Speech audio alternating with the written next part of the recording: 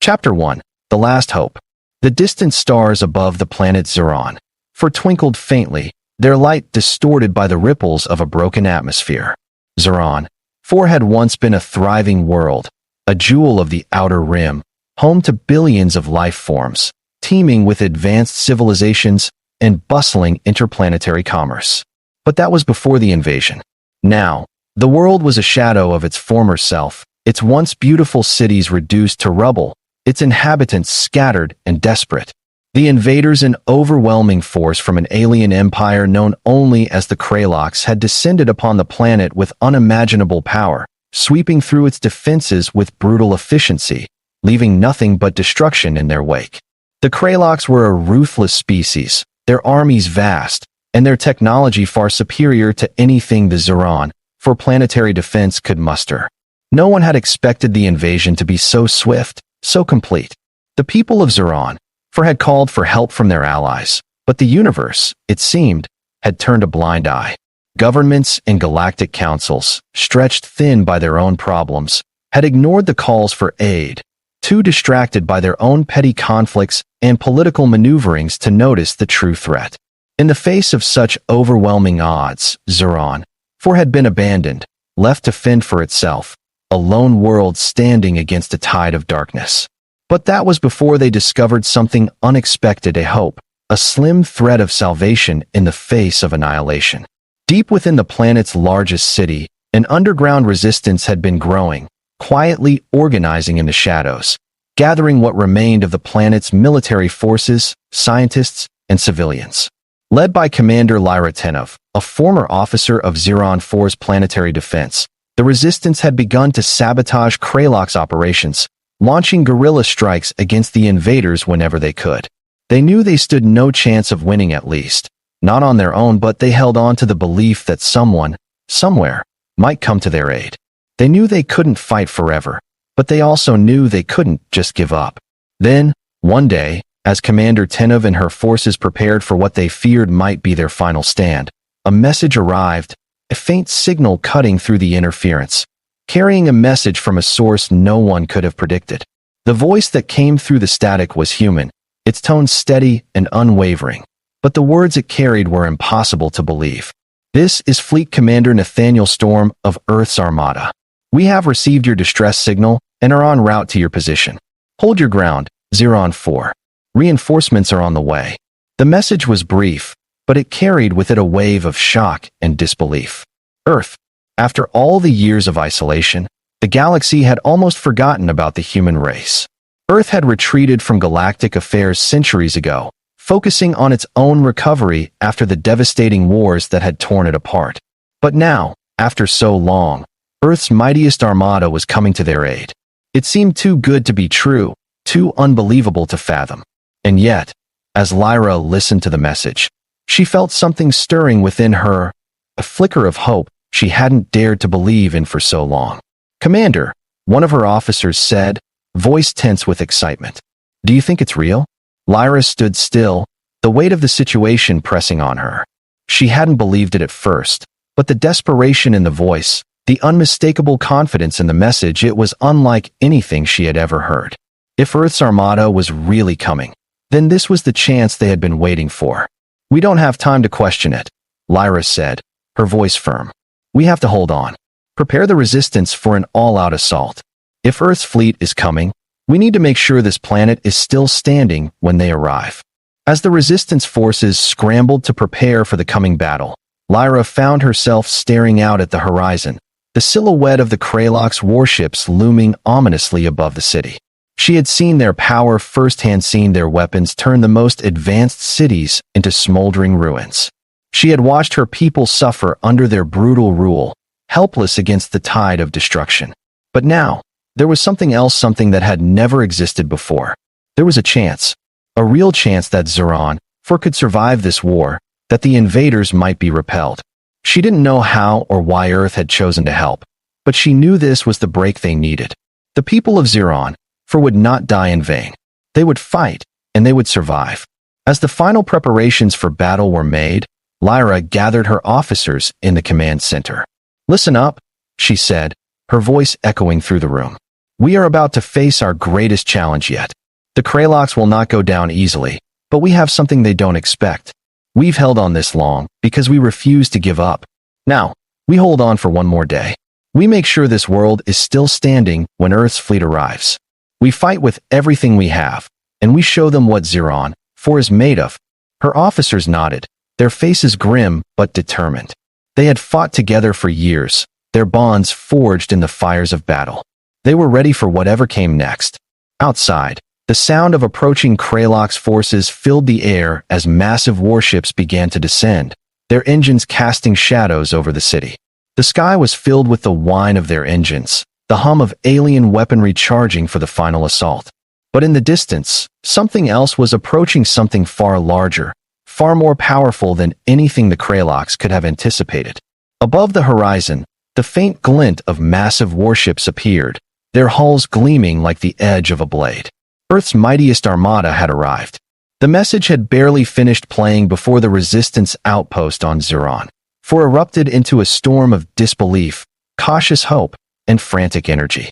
For so long they had been abandoned by the galactic powers, by neighboring colonies, by those they once called allies. Their pleas for aid had echoed unanswered across the void for months, eventually becoming little more than ritualistic transmissions sent into silence.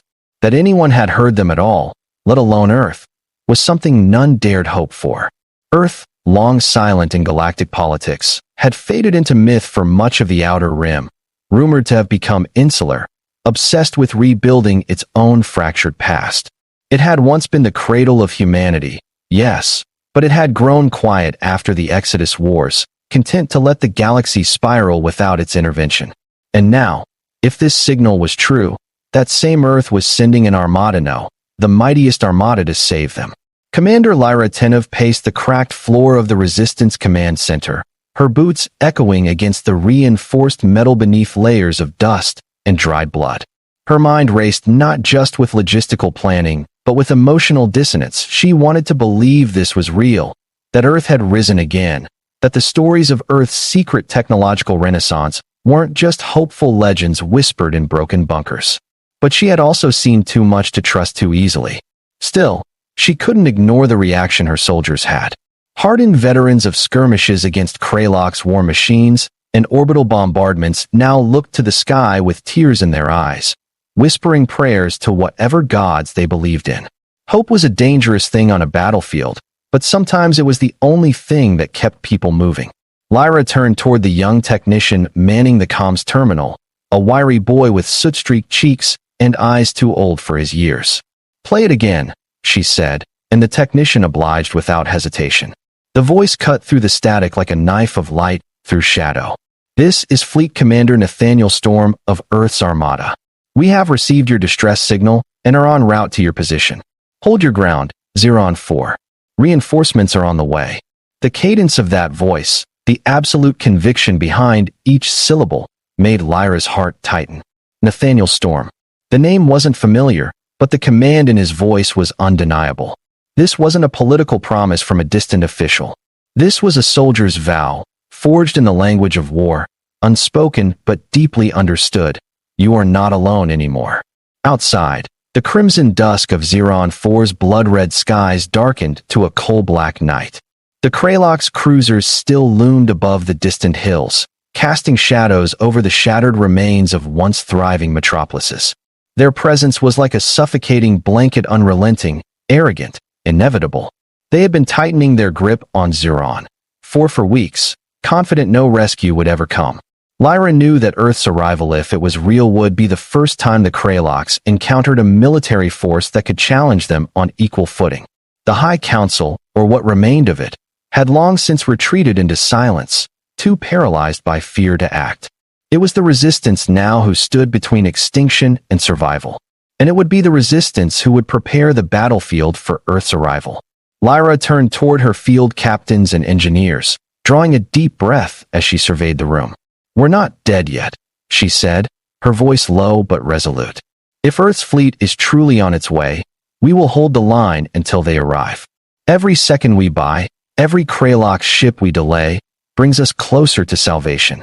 We owe that to every soul who's fallen in this war." Around her, heads nodded. Faces hardened. Orders were dispatched.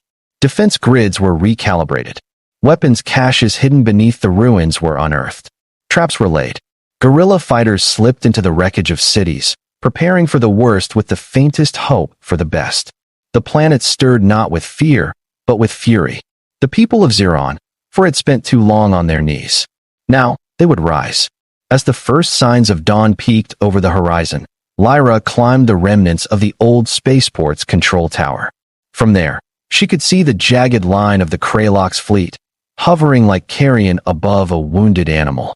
And then she looked upward, into the infinite black of space, where somewhere far beyond her reach, Earth's mightiest armada carved through the void with fury and purpose.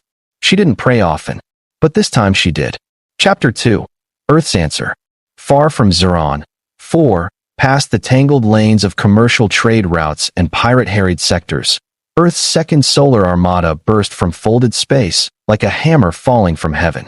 The leading edge of the fleet shimmered with defensive plasma shields as it surged into real space.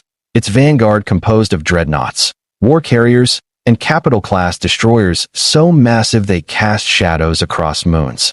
Hundreds of ships followed, a perfectly orchestrated storm of firepower and precision, emerging in waves from slipstream gates, with glowing drive trails marking their arrival like divine beacons.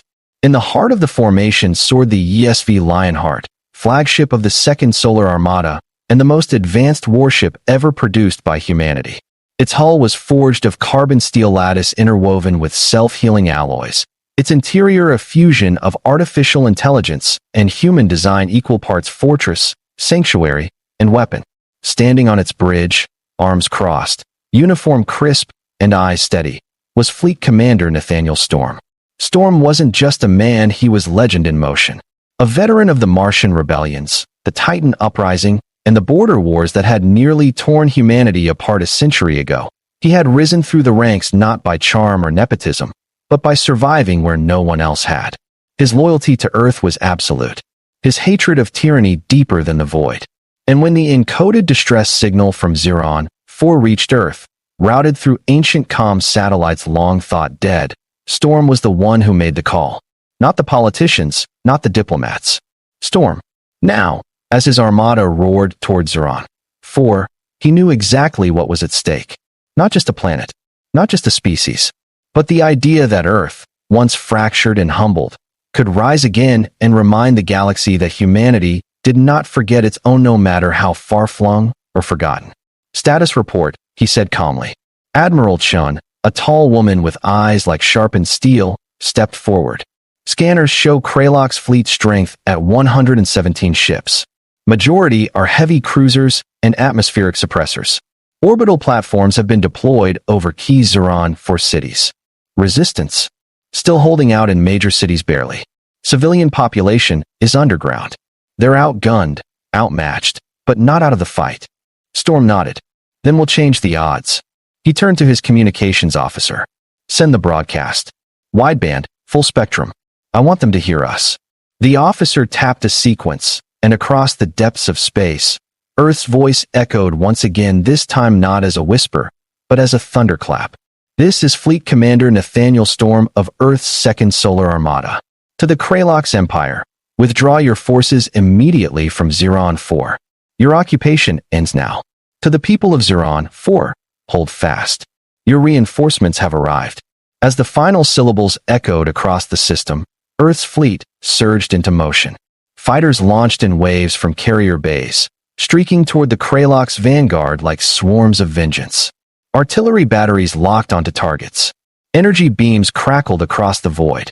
Drones deployed, weaving complex attack patterns. And behind them all, Storm watched as his forces began what he knew would be a historic battle not just for Xeron 4, but for every colony that had ever wondered whether Earth still cared. Because now, they had their answer. The arrival of Earth's Second Solar Armada was unlike anything the Kralox had ever anticipated. Their tactical scans scrambled in real time. Their defense formations shifted chaotically, and the commanding nodes of their battle network flooded with desperate messages requesting clarification. How had such a fleet crossed into contested space without triggering alarms? How had the humans moved this many ships in perfect synchrony, cloaked until the very moment of engagement. The Kraloks had long considered Earth a reclusive, irrelevant backwater, a myth among war councils, a hushed whisper among conquerors. But myths had a way of rising in moments of reckoning, and Earth had returned to the galactic stage like a lightning strike through the darkness. The battle began with precision strikes, Earth's spearhead vessels punching deep into Kraloks formations using maneuvering patterns the enemy had never encountered. Human fighters, engineered with adaptive intelligence and piloted by combat veterans raised in orbital simulators since birth, moved like shadows through the chaos. They disabled engines, knocked out shield pylons, and rerouted enemy fire onto empty decoys before disappearing again into the smoke and static of space. Massive railgun barges thundered from dreadnoughts at long range, their kinetic projectiles propelled at near-relativistic speeds, shattering Kraloks' cruisers in half. Where Earth had once fought with outdated tech and blunt force, they now fought like sculptors of destruction, each move deliberate, each blow a masterstroke of technological superiority. On the bridge of the Lionheart, Commander Nathaniel Storm stood unmoving as the massive tactical displays projected the battle in real time. Blue arcs marked his ships. Red pulses revealed enemy squadrons. In minutes, the Kraloks had lost a quarter of their orbital fleet. Even so, the enemy refused to retreat. Their culture didn't allow surrender. They would fight until their last soldier had bled their last breath, and that made them all the more dangerous. Storm turned to his chief operations officer. Begin planetary descent operations. I want boots on the ground before nightfall. Send the Ghost Division to reinforce the Resistance commanders and fortify the city sectors. We're going to show these bastards what happens when you threaten Earth's own. Yes, sir, the officer replied crisply. Back on Zeron. 4. The Resistance fighters looked up as the sky split with sonic booms and searing contrails. Drop ships streaked through the clouds. Massive Earth-built landing crafts descending into war zones with synchronized timing. Automated turret pods deployed mid-air, slamming into the dirt and instantly scanning for targets. Mechs the size of buildings unfolded from magnetic shells and stomped into combat, each step leaving craters in the ground. From the belly of these ships came Earth's soldiers armored in exosuits powered by neural interfaces, weapons bristling with plasma rounds and grav throwers. Commander Lyra Tenov had never seen such might. She stood atop a makeshift outpost on the ruined capital's western flank, watching the first Earth soldiers descend like steel angels onto the battlefield. Her comm crackled, and then a voice spoke, cool, direct, confident. Commander Tenov, this is Colonel Yara Voss, Earth's Ghost Division. We're on the ground. Where do you need us? Lyra blinked, heart pounding. Colonel, welcome to Zeron 4. We need support at the eastern wall. We're holding, but barely. If the Kraloks break through there, we lose the reactor core. Copy that, Voss replied. We'll hold that line, and we'll push them back while we're at it. The next few hours would be seared into history. Earth's soldiers moved like ghosts, silent, coordinated, deadly. They integrated seamlessly with Resistance fighters, turning chaos into strategy, fear into fury. In the Eastern District, the Kraloks breached the reactor's perimeter and were met with a wall of plasma, steel, and unwavering human resolve. Mechs lined up in formation, Resistance fighters advanced behind cover, and orbital strikes were called with pinpoint accuracy to vaporize enemy strongholds. By nightfall, Zeron 4 had begun to breathe again. The Resistance had not only survived, but had gained ground for the first time in years. The people of the cities, those who had been hiding in bunkers and tunnels, emerged slowly, blinking up at the distant light of Earth's ships in the sky, tears in their eyes as they realized the nightmare was beginning to end. Hope had returned to Zeron 4, not as a whisper but as a roar. Chapter 3, The Turning Tide. Across the galaxy, the news of Earth's intervention spread like wildfire. The encrypted comnets used by merchant guilds, underground networks, and old diplomatic channels buzzed with a single headline pulsing through every system: Earth returns. To some, it was a cause for celebration. To others, it was a terrifying reminder that humanity, long dormant and silent, was no longer content to watch the stars burn from afar. Where once there had been silence, now there was the growl of dreadnoughts, the scream of reentry fire, the thunder of vengeance. For the Kraloks, it was a catastrophe. What was supposed to be a clean planetary sweep had become a quagmire. Their fleet, already decimated in orbit, was now being pushed back planet-side. What little aerial supremacy they maintained was contested hour by hour, and their ground forces once unmatched were in disarray. Earth's tactics were unfamiliar, relentless. They used weapons that burned through Kraloks' shielding like paper, deployed drones that moved faster than the eye could follow, and their infantry fought like they had nothing left to lose and everything to gain. Worse still, the humans fought alongside the very people the Kraloks had sought to extinguish. And the world was watching. In the neutral system of Arcathis Prime, where representatives of dozens of star nations gathered to monitor galactic affairs, the intervention by Earth was met with stunned silence. Political leaders huddled behind closed doors. Former allies of Zeron, once too afraid to challenge the Kraloks, began to shift in their chairs, weighing their options.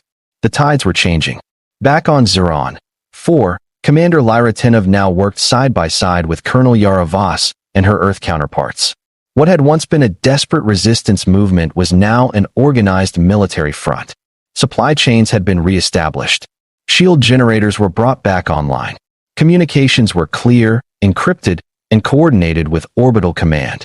The city that had once been choked by despair was alive with movement, power grids reactivated, homes beginning to light up again.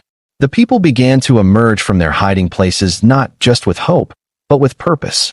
Lyra walked through a refugee district with Commander Storm at her side. He was taller than she'd imagined, scarred, but calm like a man who'd faced extinction and lived to command others through it. Around them, civilians bowed their heads or saluted. Children whispered in awe. For so long, Earth had been a fable. Now, it was flesh and steel, walking their ruined streets. "You didn't have to come," Lyra said, watching a child wrap a flower around the arm of a passing Earth soldier. "But you did." Storm looked ahead, his voice quiet but resolute. "We lost our way once. Turned inward. Let others suffer. That's not who we are anymore. We heard your call. We answered." Lyra nodded. "The galaxy will remember this." Storm turned to her then, his gaze heavy with what was to come. "Good. Because this isn't the end. It's just the beginning. The Kraloks have countless worlds under their claw. We're not just here to save one planet, Commander. We're here to change everything." The days that followed became a blur of movement, thunder, and rising hope. Earth's presence on Zeron had shifted the war completely. What had once been a desperate struggle for survival became a coordinated counteroffensive. Drones patrolled the upper atmosphere, satellites were reactivated, and cities that had once flickered with the last remnants of fading power now hummed again with light, heat, and life. Resistance forces once ragged, scattered fighters waging hit-and-run ambushes had become a networked, highly mobile force, operating with state-of-the-art gear, courtesy of Earth's vast supply chains and fabrication technologies. Tattered flags of Zeron were sewn anew, and for the first time in memory, they flew side by side with the gleaming blue and silver banner of Earth. The Kraloks, reeling from their orbital losses and tactical missteps, attempted to regroup. They redirected supply lines, reinforced their coastal strongholds, and began pulling heavy units from other conquered worlds. Their pride would not allow a retreat, not yet. But Earth's arrival had pierced their aura of invincibility, and the bleeding continued with every dawn. Commander Storm moved his operations to the surface, establishing an orbital tether near the ruins of the planetary capital. The Lionheart anchored high above like a sentinel, its shadow often visible in the sky like a moon of war. Inside the command center beneath the tether, maps of Kraloks troop formations glowed across holodoubles, while commanders from Earth and Zeron exchanged battle data and war stories. Morale wasn't just high, it was electric. Civilians volunteered in droves. Former planetary militias emerged from hiding. Even the most cynical officers of the resistance began to speak aloud of victory, no longer as a desperate dream, but as a mathematical possibility. But Storm knew better than to mistake momentum for security. The Kraloks had ruled a dozen sectors for a reason. They were cunning, merciless, and above all, patient. And deep scans of distant space lanes showed troubling patterns: Kralok ships moving with a new purpose, fast and quiet. One sector over, 3 colonies had gone silent, Their distress beacons never triggered. And while the fighting on Zeron continued to tilt in favor of the Allied forces, Storm could feel it building. The Kraloks were preparing a retaliation not just to push Earth back but to annihilate them. The warning came 3 nights later. Long-range orbital sensors picked up gravitational disturbances near the system's edge. Within minutes, 23 Kraloks supercapital ships emerged from fold space, flanked by hundreds of carriers and thousands of assault drones. It wasn't a fleet. It was a purge formation. Storm stood silently before the main display as the formation resolved into visual clarity. Even Admiral Chun, calm in the face of orbital invasions, went pale. "They're throwing everything they have," she whispered. Storm simply nodded. "Good. So are we." He turned and began issuing orders-layered defense protocols, long-range countermeasure arrays, full recall of the Ghost Division, and a system-wide broadcast to the people of Zeron 4. On every screen, every comms panel, every speaker from city to outpost, his voice came through. "This is Commander Storm. The Kraloks think they can erase this world. They think we'll run. That will fold. They think this galaxy belongs to them. They're wrong. Earth stands with Zeron 4. And today, we do not kneel. We rise." Chapter 4. The War Choir of Earth. The final battle began not with a cannon's roar but with silence. A tense, crystalline pause as 2 mighty forces stared across the void, waiting to see who would blink. The Kraloks' fleet advanced slowly, as if savoring the inevitable. Their ships, vast and jagged like floating fortresses, began to split formation, preparing to envelope Earth's smaller but denser armada. It was a maneuver born from centuries of success, a tactic used to close in and grind enemies down with overlapping fire zones. But Earth did not flinch. Storm had seen the move before.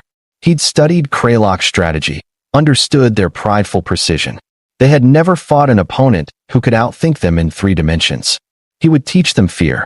From the shadows of Zeron 4's moons, hidden by gravitational distortions and cloaked in silent running, came the Horizon Line, Earth's experimental stealth carrier. It deployed a wing of zero-signature pulse bombers directly into the Kraloks' exposed flank. No warnings, no alarms, just lights suddenly flaring inside Kraloks' hulls as their reactors overloaded from within. The Kraloks reeled. Earth pressed. The Lionheart unleashed its full firepower, launching salvo after salvo of magnetically accelerated plasma rounds. Each strike surgically precise, each impact a sunburst of devastation. Resistance fighters in retooled dropships began sweeping operations below, targeting command bunkers and supply depots with surgical strikes. Ghost Division soldiers, equipped with adaptive camo and synaptic combat enhancers, engaged Kralok's ground units in one-on-one duels, where speed, skill, and technology made them ghosts made flesh. On the southern continent, Lyra Tenov personally led the charge against the last Kralok's planetary warforge, a crawling city factory that spat out drones like a hive. She rode atop a retooled mech tank provided by Earth's engineers, its rail cannons primed, shouting orders to mixed units of human and Zeronian soldiers. Her mech surged through enemy lines like a comet, blowing holes in the Kralok's defenses, buying time for a strike team to reach the reactor core and collapse the forge from within. Above, in orbit, the climax reached fever pitch. Earth's fleet moved as a single organism, each ship covering the next, weaving through heavy fire to land final blows on the Kraloks' remaining battleships. What began as a wall of death slowly became a retreat, then a collapse. Kralok's command ships began jumping out of system, desperate to survive. Earth's long-range cannons picked off the slower ones, leaving behind fire and twisted wreckage. It was over by morning. Not just a battle, a declaration. Across the galaxy, watching from hidden satellites, neutral embassies, and rival factions, the message rang out loud and clear. Earth was no longer silent. The weeks that followed were a symphony of rebuilding and reckoning. Earth pledged aid not just to Zeron 4, but to other fringe worlds long abandoned. Refugees returned. Cities lit up. The stars above felt warm again. In the capital, now being rebuilt from the ruins, a memorial stood etched in stone and steel. On one side, the names of the fallen. On the other, a simple inscription. They thought no one would come until Earth's mightiest armada arrived. Lyra stood beside Commander Storm as the first sunrise of a free Zeron broke over the horizon. She turned to him, eyes soft, voice quiet. "What now?" Storm didn't answer immediately. He looked up past the clouds, past the atmosphere, to the stars still waiting. "We remind them," he said. "We remind the galaxy who we are." And with that, Earth's Armada turned toward the next battle, the next cry for help, the next forgotten world. The silence was over. Earth had returned.